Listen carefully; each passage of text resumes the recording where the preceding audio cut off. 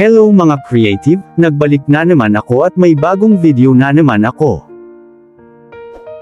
Pag-usapan natin kung ano na ang kalagayan ng ating mundo.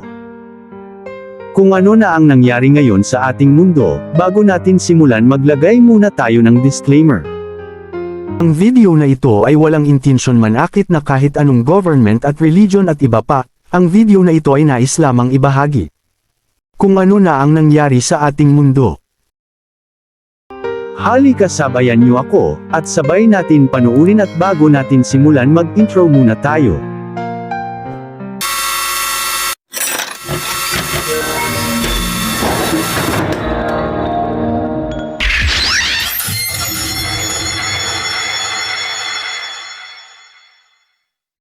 Ganito kaganda, ng ating mundo, lahat ng nakikita mo ay mahalaga.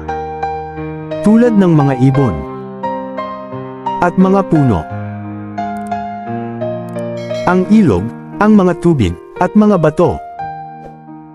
Hero, sinira ng mga taong bayan. At nasa kapangyarihan na naglingkod sa government. Tulad ng pagputol sa kahoy, at iba pa ang basura na pinabayaan ng ating mga mamayan, tulad ng mga taong makapangyari na naglingkod sa posisyon.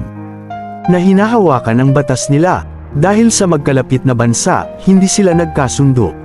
Dapat magkaisa kayo at magpakumbaba, dahil sinira nyo lang ang mundo natin sila na lang ang nagpapatayan, at may malakas pa na nuclear bomb.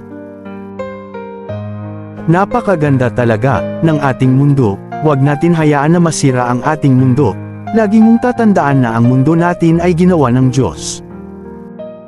Nung nilikha ng Diyos ang isda, inutusan niya ang dagat.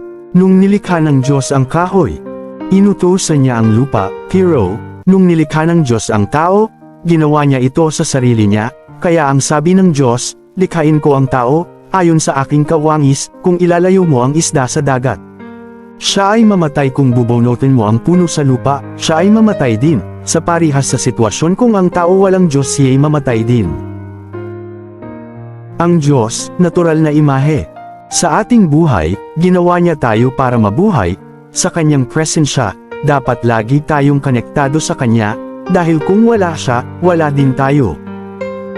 Lagi natin isipin na ang tubig pag walang isda mananatili itong tubig, pero, ang isda, walang tubig wala itong pakinabang, pero ang lupa walang puno, mananatili itong lupa.